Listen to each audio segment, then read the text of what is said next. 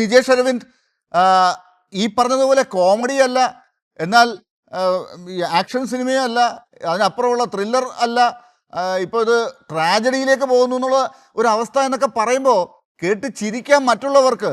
ഇതിപ്പോൾ ചരിത്ര വിജയം നേടിയ നിങ്ങൾക്ക് ഈ ഒരു അവസ്ഥയുണ്ടാക്കുന്നത് ഇതിപ്പോൾ നമ്മുടെ ചർച്ചയായിട്ട് മാത്രം കാണണ്ട കേട്ടോ, ഇത് കേരളം മുഴുവൻ ചർച്ച ചെയ്യുന്ന ഇതാണല്ലോ, താങ്കൾക്കും അറിയാമല്ലോ.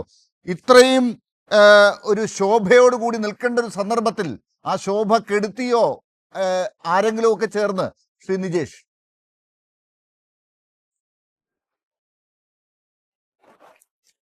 4-ാം തീയതിയാണ് റിസൾട്ട് വന്നത്.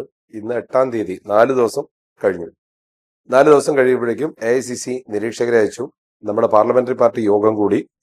പാർലമെന്ററി പാർട്ടി യോഗത്തിൽ നമ്മുടെ AICC പ്രസിഡന്റിനെ മുഖ്യമന്ത്രിയെ തീരുമാനിക്കാനുള്ള അധികാരം കൊടുത്തു. MLA-മാരുടെ ഫീലിങ്സ് അറിയാൻ വേണ്ടിയിട്ട് അവരെ ഒറ്റയ്ക്ക് കണ്ടു. ഘടകകക്ഷികളുടെ സ്റ്റാൻഡ് അറിയാൻ വേണ്ടി അവരെ കണ്ടു. ആ റിപ്പോർട്ട് ഹൈക്കമാൻഡിന് കൊടുത്തു. നാളെയോ അല്ലെങ്കിൽ പരമാവധി മറ്റന്നാളോ മുഖ്യമന്ത്രി ആര് എന്ന കാര്യത്തിൽ തീരുമാനമുണ്ടാകും.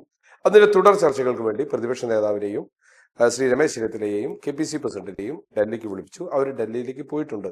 അപ്പൊ ആ ഒരു ചർച്ചയ്ക്ക് ഒടുവിൽ മുഖ്യമന്ത്രി വരും. അവിടെ എവിടെയാണ് ശോഭ കെടുന്ന ഒരു സാഹചര്യം ഉണ്ടായിട്ടുള്ളത്? ഏതെങ്കിലും നേതാക്കന്മാർ പരസ്യമായിട്ട് യുദ്ധത്തിന് ആഹ്വാനം ചെയ്തോ അല്ലെങ്കിൽ ക്ലെയിം ചെയ്തോ? ഒന്നും ചെയ്തിട്ടില്ലല്ലോ. ഇന്ന് ഏതോ ചാനലില് ഇതാണ് എന്ന രീതിയിൽ ഒരു സാധനം വന്നു, അതിനെ ഓൺ ചെയ്തുകൊണ്ടും അല്ലാതെയൊക്കെ ആളുകൾ സംസാരിക്കുന്നു. അതിനപ്പുറത്തേക്ക് ഒരു വലിയ ആക്ഷൻ ത്രില്ലറോ ട്രാജഡിയോ കോമഡിയോ ഒന്നും ഈ വിഷയത്തിൽ ഉണ്ടായിട്ടില്ല. പിന്നെ ഒരു കേരളത്തിലെ ഇലക്ഷൻ നടക്കുമ്പോൾ സ്വാഭാവികമായിട്ട് ആളുകൾക്ക് ചില കാഴ്ചപ്പാടുകൾ ഉണ്ടാവും. ആ കാഴ്ചപ്പാടുകൾ പഴയതുപോലെയല്ല. പണ്ട് പ്രിന്റ് മീഡിയ മാത്രമായിരുന്നു, അതിനുശേഷം നമ്മുടെ വിഷ്വൽ മീഡിയ വന്നു, ഇപ്പൊ സോഷ്യൽ മീഡിയ വന്നു. സോഷ്യൽ മീഡിയ വന്നുകൊണ്ടേ എല്ലാവരും വാർത്ത പറയുന്ന ആളുകളാണ്, വാർത്ത ഉണ്ടാക്കുന്ന ആളുകളാണ്, വാർത്ത ഉണ്ടായിക്കൊണ്ടേ ഇരിക്കുകയാണ്. അതിനപ്പുറത്തേക്ക് ഇപ്പൊ പുതുച്ചേരിയിലോ അല്ലെങ്കിൽ ഏകപക്ഷീയമായി ഭരണം കിട്ടിയ ആസാമിലോ ബംഗാളിലോ തമിഴ്നാട്ടിലോ ഒന്നും മുഖ്യമന്ത്രികൾ വന്നിട്ടില്ലല്ലോ. അപ്പൊ അതിനൊരു സമയമെടുക്കും. ശ്രീ സജീവൻ പറഞ്ഞ പോലെ സമയമെടുക്കും. അത് മുഖ്യമന്ത്രി ഉണ്ടാവുകയും. നിജേഷ്, ഈ കളി കണ്ടുകൊണ്ട് റിസൾട്ട് വന്നു കഴിഞ്ഞാൽ 5 മിനിറ്റിനകം മുഖ്യമന്ത്രിയെ തീരുമാനിക്കുമെന്ന് പറഞ്ഞ നേതാക്കന്മാർ നിങ്ങളുടെ കൂട്ടത്തിലുണ്ട്. ചില MLA-മാരാണ് അവരൊക്കെ.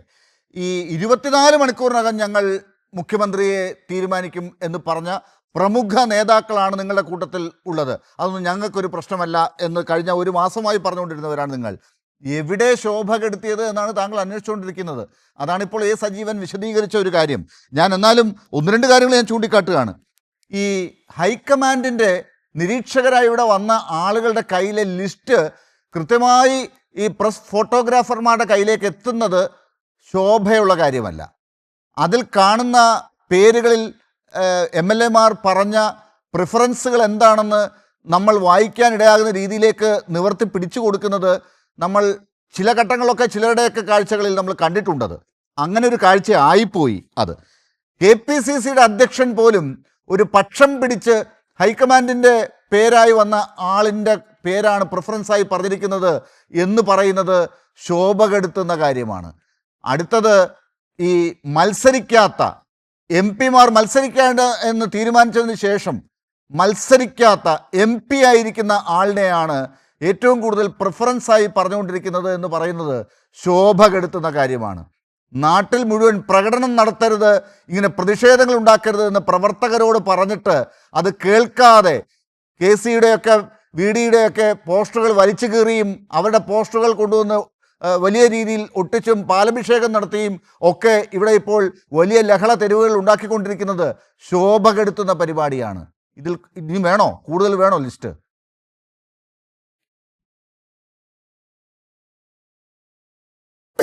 3 ശോഭകളെ പറ്റി നമുക്ക് സംസാരിക്കാം.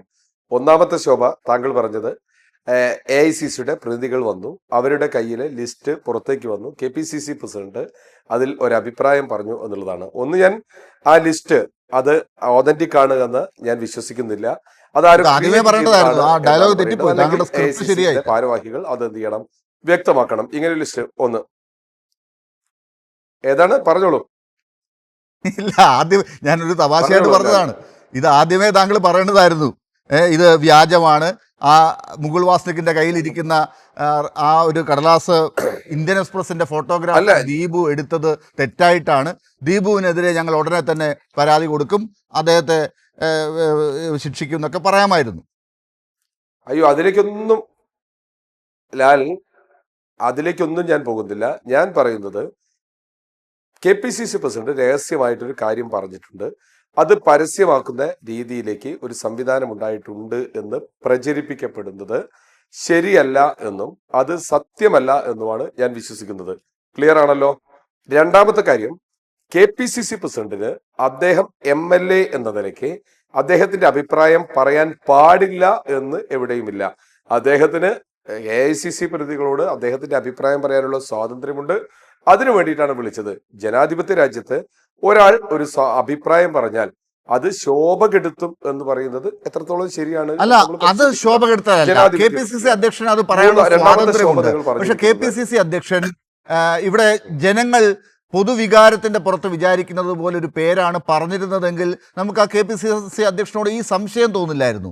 പക്ഷെ ഹൈക്കമാൻഡിന്റെ ഭാഗമായി നിൽക്കുന്ന ഒരാളുടെ പേരിനൊപ്പം അദ്ദേഹം നിന്നു എന്ന് പറയുമ്പോൾ ഈ കളികളിലൊക്കെ കൂടെ നിന്ന കേരളത്തിലെ പ്രതിപക്ഷ നേതാവിനെ അദ്ദേഹം വഞ്ചിക്കുകയായിരുന്നു, ചതിക്കുകയായിരുന്നു എന്ന് ആൾ പറഞ്ഞാൽ കുറ്റം പറയാൻ പറ്റില്ല. അങ്ങനെയാണ് ശോഭ ഇടുന്നത്. അല്ലെ, ഞാൻ ഒരാളെ പ്രിഫർ ചെയ്യുന്നു. എന്റെ ക്രൈറ്റീരിയ ഡിഫറൻ്റ് ആയിരിക്കാം.